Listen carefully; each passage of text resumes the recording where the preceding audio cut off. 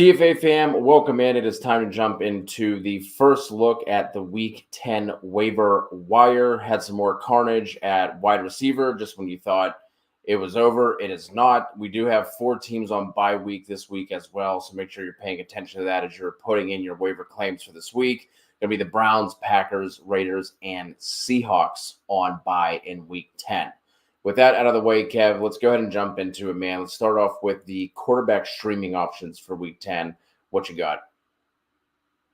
This is actually one position that I feel the best about this week, about just options that there are out there. But I think you're going to start things off. And I was actually, I guess, somewhat surprised that Justin Herbert was rostered in less than 50% of leagues, rostered in 44% of leagues. But honestly, don't look down. But he has stacked back-to-back quality performances against the Browns today. Herbert completed 18 to 27 for 282 and 2 touchdowns for 19.5 fantasy points. While the general thought with this team would be that they would be extremely extremely run heavy, we have seen a shift recently. Over the last 3 games, Herbert actually has the second most dropbacks and is averaging 288 passing yards per game. Coming up are really 6 straight, really solid matchups against the Titans, Bengals, Ravens, Falcons, Chiefs, and Bucks.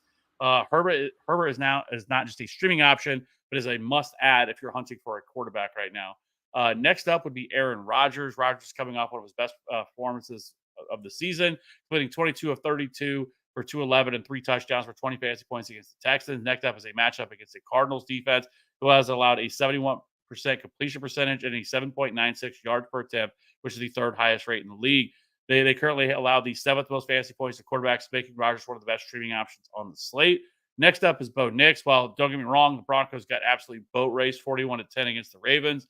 Nix did have a really solid fantasy performance. He completed 19 of 33 for 233 passing yards and an INT, but he also had 36 rushing yards, which is one of the things that makes him so at least a decent option every single week. And he also caught a 2-yard touchdown and finished with 18 fantasy points. This week, the Broncos will head to KC and take on a Chiefs defense who are a little bit more of a pass funnel and have allowed the 15th most fantasy points to quarterbacks. Next up is Daniel Jones. I get it. I just threw up my mouth a little bit too, but Vanilla Vic is coming off his best game of the season against the Commanders, where he completed 20 of 26 passes for 174 yards and 2 touchdowns. He also added 7 carries for 54 yards and another touchdown for 24 fantasy points. This week, the Giants head to Germany to take on the Panthers. The Panthers are the gift that keeps on giving, as they have allowed opposing offenses to complete 71.8% of passes and at 8.04 yards per attempt, which is the 5th highest rate in the league. They've also tied for the most passing touchdowns and to quarterbacks this season. On the season, they have allowed the 5th most fantasy points to quarterback, making Jones one of the better streaming options this week. And then lastly, Russell Wilson, rostered in 16% of league. Since being inserted as a starting quarterback, he's averaging 271 passing yards and 2 touchdowns and 19.5 fantasy points per game. Coming off their Week 9 bye, the Steelers will take on a Commanders defense that has allowed the 12th highest completion percentage, the 11th highest yards per attempt, and the 8th most passing touchdowns on the season, making him a decent streaming option who is somebody who is readily available. Moving on over to the running back waiver ads. If you were watching this last week, it's kind of the same theme here where there really aren't any like must ads. Thankfully, the running back position has remained unscathed this year for the most part. So really the only ads that I'm talking about this week, Isaac Orendo comes in with an asterisk again, just because we don't know what's happening with Jordan Mason with them being on bye this week. It ends up coming out that he's potentially going to be missing time. I would still look to add Gorendo, even with CMC going to be coming back into the fold. He would end up being one of the most valuable handcuffs, if anything were to happen to CMC, or if he doesn't play this week for whatever reason and Mason is out. But I'm really only looking to add him in like deep leagues, or if you're super desperate at running back, he's more of just like you kind of have to wait and see what happens with him. Same thing with CEH. We keep waiting for him to be activated. Kareem Hunt, if he's not scoring touchdowns, he really hasn't been great for fantasy purposes. Obviously, Pacheco is lingering in the background, but, if CEH were to be able to take over this backfield for a couple weeks, but that's still up in the air as well. So that's why he's only going to be a deep league ad. And same thing with Keaton Mitchell. That's just more speculative at this point. His practice window was open. He's obviously not yet to be activated, but we saw what he was able to do on limited touches last year. So he'd be an intriguing stash in deeper leagues. Other than that, in your typical like 10, 12, 8-man leagues, it's really just a week to be looking for the handcuffs that are available out there. Still really surprised to see Braylon Allen as available as he is. His ownership on ESPN actually dropped from where it was last week. He's definitely somebody that needs to be added there. I meant to take Ty Chandler out. He does not have to be an ad or a handcuff whatsoever. We actually saw Cam Akers get involved a little bit in the first half of the Sunday night game. Ray Davis, Jalen Wright, Blake Corum, Trey Benson, Roshan Johnson, Justice Hill, again, just until Keaton Mitchell comes back, and Antonio Gibson would be the names that I'd be looking for. All those names are available in more than 50% of ESPN leagues. Yeah, I mean, I guess it's a good thing that there's not a lot of just like must-eat things you need to add, but it also at the same time, on the opposite end of that, we do have 4 teams on bye, so like people Yeah. are going to need some options here. But I mean, wide receiver is kind of the same thing for me. I will say Juwan Jennings. I was surprised he's only rostered 48% of leagues. If Jennings is sitting out there, that needs to change. He should be back this week after their bye, and with Ayuk out for the season, Jennings is kind of a weekly wide receiver 3/4. And then Quentin Johnson, after a 2-game absence due to an ankle injury, Johnson came back with a vengeance. He hauled in 4 or 5 for 118 yards and a touchdown for 22 fantasy points. This is not his first big game of the season, but it is first since week 2. With the Chargers becoming a more pass heavy, this should lead to more opportunities for the second year wide receiver. So I do like adding Quentin Johnson. He is a little bit more boom or bust, obviously, but he has missed some time. They also have their bye week. So with missing those games, he's missed 3 games already this season. So while it has been a while since he's really had a pretty solid performance, it was like week 3 when he had double-digit fantasy points. I do think now that this offense becoming more passive, if this is a trend that continues, Quentin Johnson definitely should be rostered in more formats. Next up is Xavier Legette. Legette has now scored a touchdown in 3 of his last 4 games and has now been targeted 13 times over the last 2. Well, he hasn't put up monster receiving numbers. He has scored 13 fantasy points in back-to-back games. He gets a pretty decent matchup against Giants in Germany. So, and I do know that I have Adam Thielen on here as well, and he may or may not be a Panther after the trade deadline this week. With reports out there that teams are calling about his availability, most notably the Steelers. He did return to practice last week and looks close to returning. So I did, depending on where he would end up, or if he doesn't get traded, and which we should know before waivers run, which is helpful. If he remains on the Panthers, then I do think he's still a really viable option. We kind of saw before the hamstring injury, he still looked pretty decent. It looks like he's got a little bit of juice left in the tank. So if he gets traded, depending on the spot, or if he remains a Panther, I do think he's worth an ad for sure. Next up is Demario Douglas. He's certainly not a sexy name, but in Drake May's last 3 full starts, Douglas has been targeted 21 times. While his scoring output this week wasn't anything special, it could have been a much better day if May would have hit him on a wide open Douglas late, or would have hit a wide open Douglas late in the 4th quarter, or would have been a 50-yard touchdown. Either way, with so many injuries to wide receivers, Douglas should continue to be in the wide receiver 4/5 discussion PPR formats. Drake London, exited with a hip injury after scoring a touchdown in the 1st quarter against the Cowboys. While he only saw 3 targets, he did manage to score a touchdown and finish with 12 fantasy points in their decisive win against the Cowboys. If London misses time, expect McLeod to play 100% of the routes and be a viable flex option even against the Broncos next week. Next up is Demarcus Robinson. Robinson has now scored 16 or more fantasy points in back-to-back games. Now, his huge performance today of 24 fantasy points had a lot more to do with the fact that Puka Nacua got ejected very early in that game for throwing a punch. And so that had a lot more to do with Demarcus Robinson's scoring output. But much like we talked about over the offseason, he was very much one of my favorite sleeper options, because like the last 4 or 5 games of the season last year, he was a very, very viable wide receiver for this team. They run a ton of 11 personnel, which means he's going to be on the field about 100% of the time. And so he's going to continue to be somebody that we can kind of plug and play as a flex option moving forward, depending on the matchup.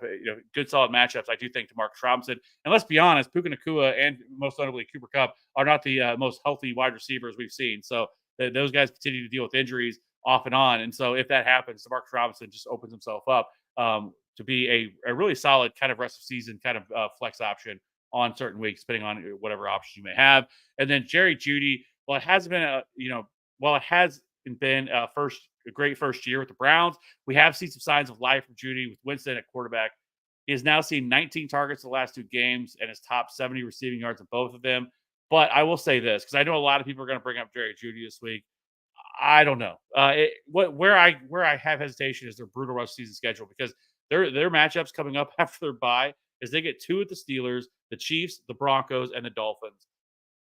However, they do get a pretty solid Week 11 matchup against the Saints, and another later matchup against the Bengals. That's really it. Like, those are the only 2 good matchups. Everything else is absolutely brutal for this team. So, this is already a team that's pretty much out of it. I don't mind Judy because of the volume that he's going to see. I don't know if this team is actually going to stick with Winston the entire time because Winston really played horribly today. He kind of fell back to earth and started looking like Jameis Winston that we love and know, where he throws a lot of interceptions.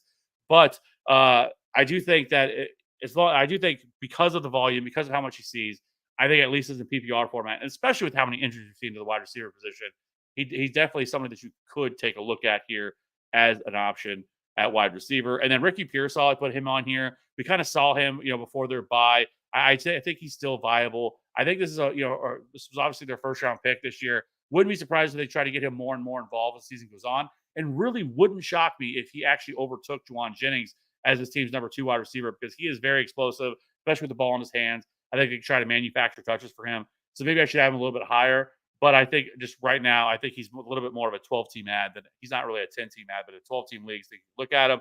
And then Noah Brown continues to get more involved within their offense. So I think you could also look at him as a speculative ad, maybe a flex play this week, and another option there. But after that, deeper league guys, there's not a lot that stands out to me. Jalen Coker kind of flashes here and there, but it's still the Panthers. This isn't a high volume passing offense.